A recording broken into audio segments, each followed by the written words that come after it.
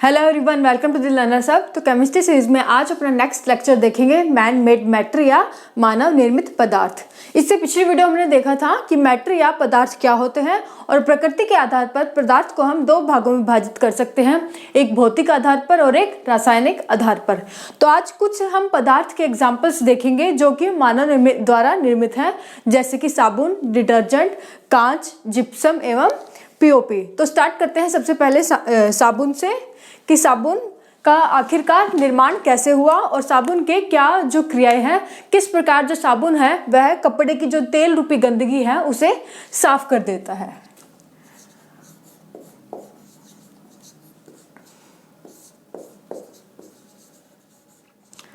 साबुन का जो निर्माण है वह उदासीकरण की प्रक्रिया या न्यूट्रलाइजेशन प्रोसेस से होता है, जिसमें हमने देखा था कि यह क्रिया कैसे होती है। जब किसी अम्ल या क्षार का मेल होता है, अर्थात एसिड या बेस का जब मेल होता है, तब हमें लवण की प्राप्ति होती है। तो जो साबुन है असल में यह एक लवण का रूप है। तो जब अम्ल एवं क्षार की जो मेल होगा तब हमें साबुन का जो एक अणु है उसकी प्राप्ति होती है।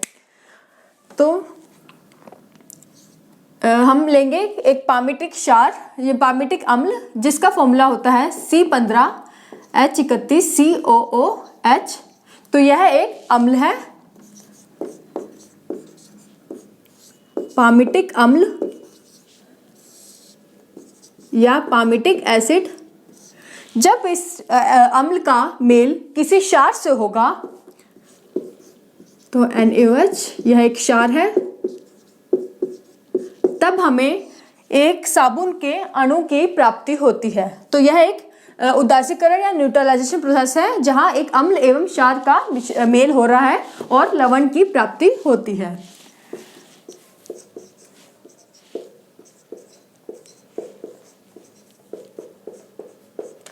तो आप देख सकते हैं यह एक लवण है जो कि साबुन का एक अणु है। तो इस तरह हमें अम्ल एवं क्षार से एक उच्च वसीय अम्ल साबुन के सोडियम लवण की प्राप्ति होती है और यह एक साबुन का एक अणु है, साबुन का अणु या एटम, जिसका स्ट्रक्चर हम अभी बनाकर देखेंगे। अगर हम इसका स्ट्रक्चर देखें कि जो साबुन का अणु है वह होता कैसा है,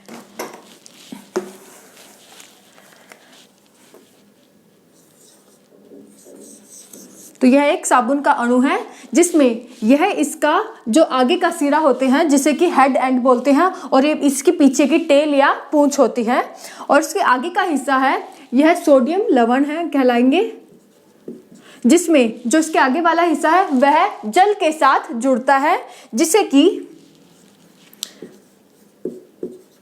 हाइड्रोफोबिक हिस्सा कहते हैं।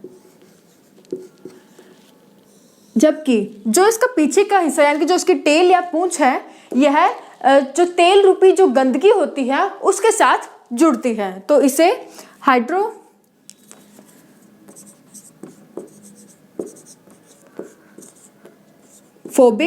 हिस्सा कहते हैं। तो यह एक संरचना है जो कि साबुन के अणु की है, जिसमें हाइड्रोफोबिक और हाइड्रोफिलिक पार्ट होता है। तो ये हाइड्रोफिलिक आएगा।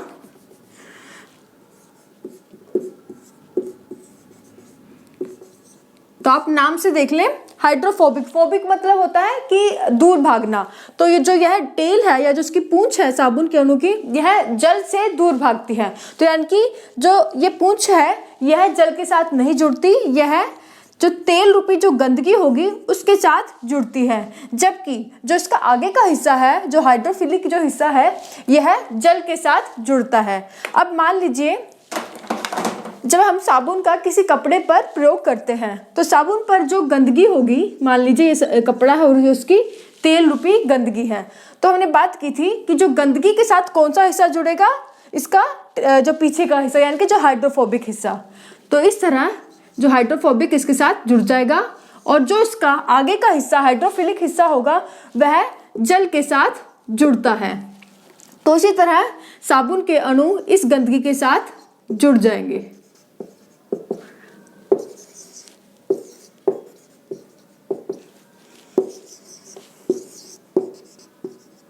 तो इस तरह कपड़े की गंदगी के साथ ये साबुन के अणु हैं जो वह चिपक जाते हैं, जिसमें आप याद रखिएगा कि जो पीछे का हिस्सा यानी कि जो हाइड्रोफोबिक एंड है, हाइड्रोफोबिक हिस्सा है, वह ही तेल रूपी गंदगी के साथ जुड़ता है। और जब यह साबुन का अणु इस प्रकार की संरचना बना लेता है तब इसे मिसेल कहते हैं।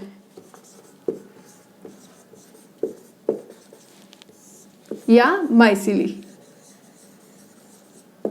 और अब क्या करेगा, जब इस मिसेल की संरचना का निर्माण हो जाता है तो यह मिसेल संरचना इस तेल रूपी गंदगी को कपड़े से खींच लेता है। तो इस प्रकार साबुन से कपड़ा साफ निखर आता है। तो यह पूरी प्रक्रिया थी कि किस प्रकार साबुन का निर्माण होता है। तो ये हमने देखा उदासीकरण की प्रक्रिया, न्यूट्रलाइजेशन प्रोसेस का निर्माण हो रहा है, और किस प्रकार जो साबुन का अणु है उसकी संरचना क्या होती है, और किस प्रकार जो साबुन का अणु है वह तेल रूपी गंदगी को कपड़े से खींच लेता है।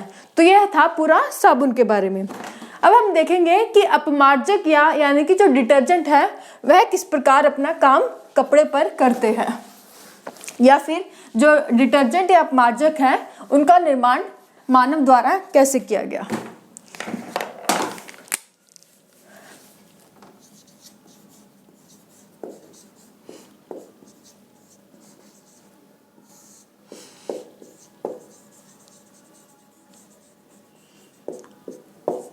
अपमार्जक या डिटर्जेंट को साबुन रहित साबुन भी कहते हैं। क्यों?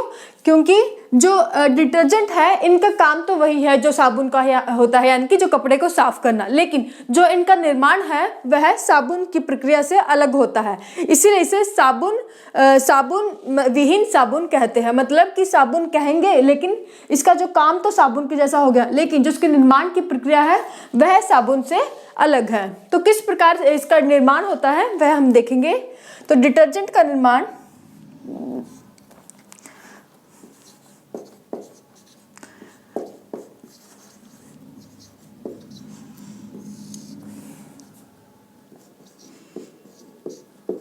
पेट्रोलियम की लंबी चेन हाइड्रोकार्बन के साथ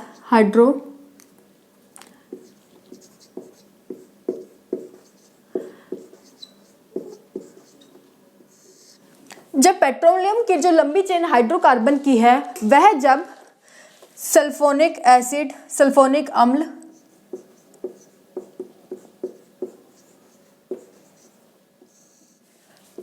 या सल्फोनिक एसिड के साथ जब मेल खाती है तब अपमार्जक या डिटर्जेंट का निर्माण होता है। तो इसलिए इसे डिटर्जेंट या अपमार्जक को साबुन रहित साबुन कहते हैं, क्योंकि जो इसका निर्माण है वह साबुन की तरह नहीं होता, लेकिन जो इसका काम है वह साबुन की तरह ही होता है। तो हम देखेंगे जब साबुन ही वो सेम काम कर रहा है, यानी कि जो कपड़े की गंदगी निकाल रहा है, तो हमें डिटर्जेंट की जरूरत आखिर क्यों पड़ी। तो इसको हम देख लेंगे कि जो हम पानी का यूज करते हैं कपड़े धोने के लिए वो दो प्रकार का होता है। कई बार वह कठोर जल होता है, कठोर या हार्ड वाटर। तो कई बार जो पानी है वह मृदु जल होता है, मृदु या सॉफ्ट वाटर। अब इनमें अंतर क्या है, तो बात करेंगे पहले कठोर जल के। जब कठोर जल होगा वह स्वाद में खारा होता है, उससे कपड़े ठीक से नहीं धुल पाते। क्यों? क्योंकि साबुन से जो अगर कठोर जल की हम बात कर रहे हैं जिसमें हम अगर साबुन का यूज करें, तो साबुन का यूज करने पर इस जल में झाग पैदा नहीं होते, जिससे कि कपड़े अच्छे से धुल नहीं पाते। ऐसा क्यों होता है? क्योंकि कठोर जल में कैल्शियम और मैग्नीशियम के लवण पाए जाते हैं।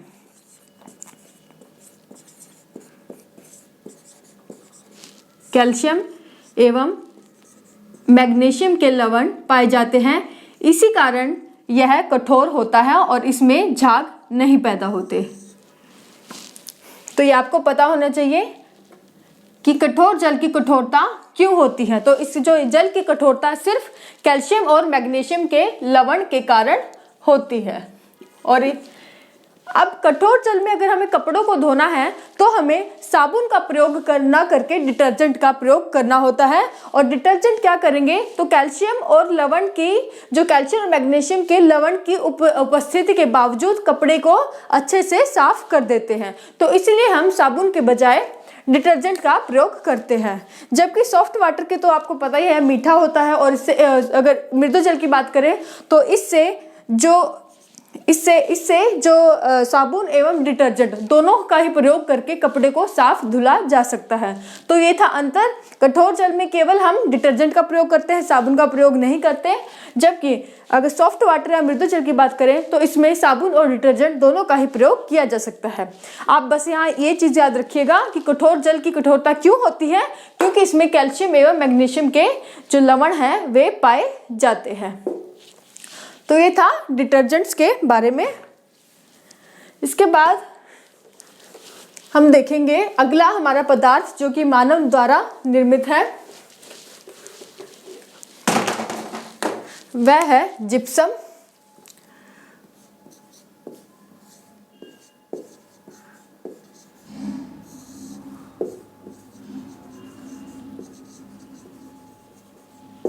अब जिप्सम का क्या काम होता है, तो जो ये दीवार है इसका निर्माण भी जिप्सम से ही हुआ है, और साथ ही जो सीलिंग की जो हमारी छत है उसकी परत में भी हम जिप्सम, उसकी परत का निर्माण करने में भी जिप्सम का प्रयोग किया जाता है।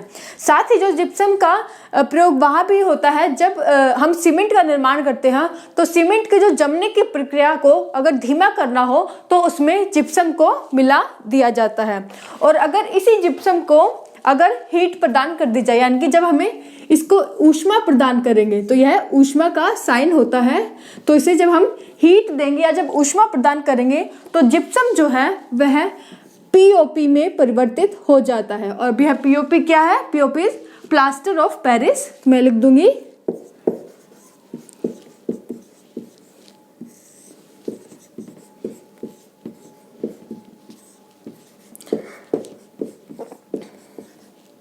तो इस तरह तो आपको पता होना चाहिए कि पीओपी का निर्माण कैसे होता है।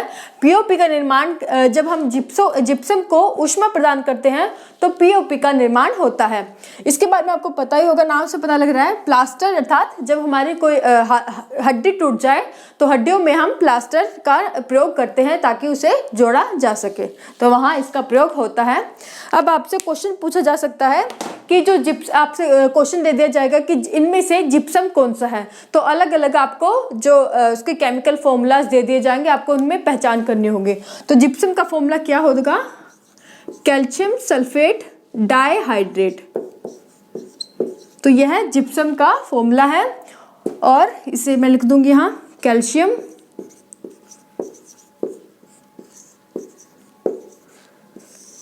टू है, दो है, तो दो को हम डाई बोलते हैं, तो यहाँ डाई हाइड्रेट, तो यह है जिप्सम का फॉर्मूला। और जब इसे ऊष्मा प्रदान करते हैं तो हमारे पास आ जाता है प्लास्टर ऑफ पेरिस। अब यहाँ देखें कि ऊष्मा प्रदान कर रहे हैं कि जो हीट दे रहे हैं, तो क्या होगा, जो ये पानी है 2H2O वाटर, इसका जो 1.5 गुना जो पानी है वह वाष्पीकृत हो जाता है। तो यहाँ डाइहाइड्रेट यानी कि दो मॉलिक्यूल्स जो वाटर के हैं वह उसके बजाय सिर्फ आधा मॉलिक्यूल वाटर का रह जाएगा। तो यहाँ हमारे पास पानी वाष्पीकृत होकर क्या आ जाएगा, कैल्शियम सल्फेट हेमीहाइड्रेट। तो इस तरह पीओपी का निर्माण होता है। यहाँ कैल्शियम सल्फेट,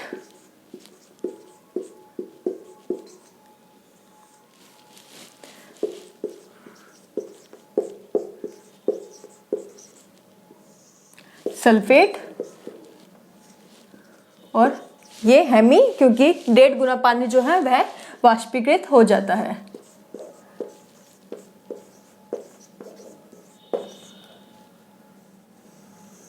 तो ये था पीओपी।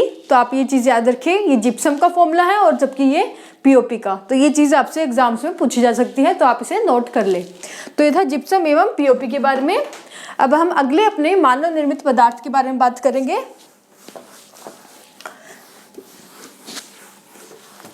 तो आगे हम बात करते हैं कांच की।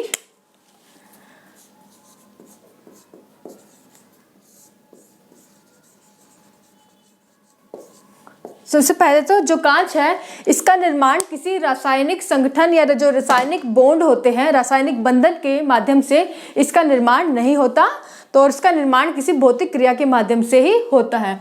तो सबसे पहला जो है कि इसका निर्माण होता कैसे है, तो कांच का निर्माण सिलिका जब क्षारीय कैल्शियम ऑक्साइड, इसे हम चूना पत्थर भी कहते हैं,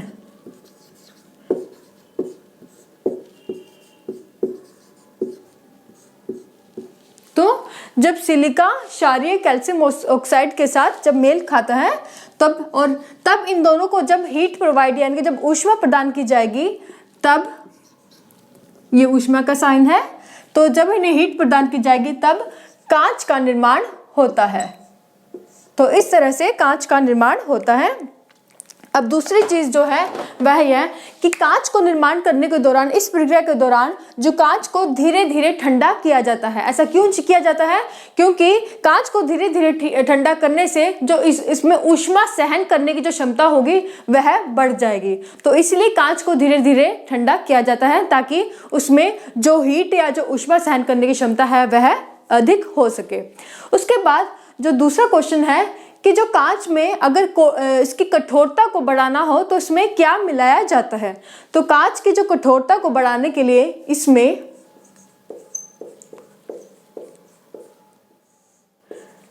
पोटेशियम क्लोराइड को मिलाया जाता है। तो आप इसे याद रखिएगा, ये क्या है? Potassium chloride.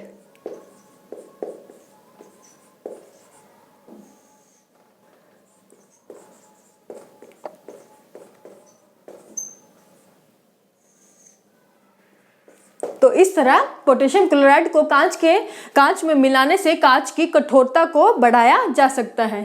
दूसरा, अगर जो कांच है इसकी जो क्षमता को बढ़ाया जाना हो, यानी कि जो इसकी अगर हम कांच की बात करें तो इसकी उच्च कोटि यानी कि हाई क्वालिटी का अगर हमें कांच बनाना हो तो उसमें हम क्या मिलाएं, तो उच्च कोटि का कांच बनाने के लिए इसमें बोरोन नामक उपधातु मिलाई जाती है।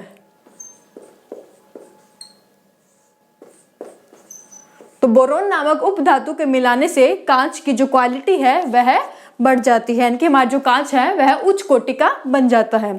इसके बाद हम कुछ कांच के टाइप्स देखेंगे, किस किस प्रकार के कांच होते हैं। सबसे पहला है लेड क्रिस्टल कांच।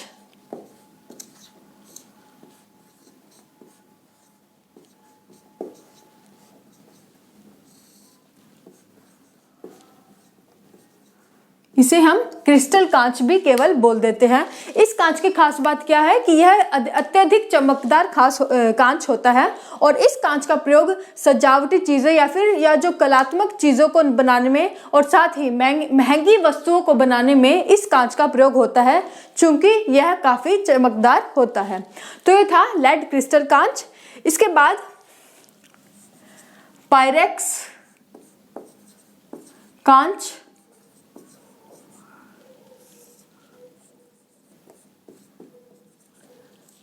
पायरेक्स कांच में इसका प्रयोग कहाँ किया जाता है? जब हम कई प्रयोगशालाओं में जाते हैं तो प्रयोगशालाओं में जो उपकरण यूज होते हैं उन उपकरणों के निर्माण में पायरेक्स कांच का प्रयोग किया जाता है। इस पायरेक्स कांच के बाद क्वार्ट्ज कांच।